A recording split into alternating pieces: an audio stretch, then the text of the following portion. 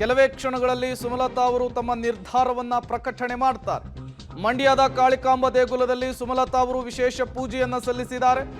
ಮಂಡ್ಯ ಜನತೆಗಾಗಿ ನಾನು ಒಂದು ನಿರ್ಧಾರವನ್ನು ತೆಗೆದುಕೊಳ್ತೇನೆ ಅಂತ ಸುಮಲತಾ ಹೇಳಿದ್ದಾರೆ.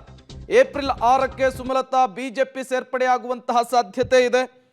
ತೀವ್ರ ಕುತೂಹಲಕ್ಕೆ ಕಾರಣವಾಗಿರುವಂತಹದ್ದು ನೀವು ಕೂಡ ವಿಜುವಲ್ಸ್ ಅನ್ನು ಗಮನಿಸ್ತಾ ಇದ್ದೀರಿ. ಅಭಿಷೇಕ್ ಅಂಬರೀಶ್, ಸುಮಲತಾ ಅಂಬರೀಶ್ ಜೊತೆಗೆ ದರ್ಶನ್ ವಿಶೇಷ ಪೂಜೆಯನ್ನು ಮುಗಿಸಿ ದೇವಸ್ಥಾನದಿಂದ ಹೊರ ಬಂದಿದ್ದಾರೆ.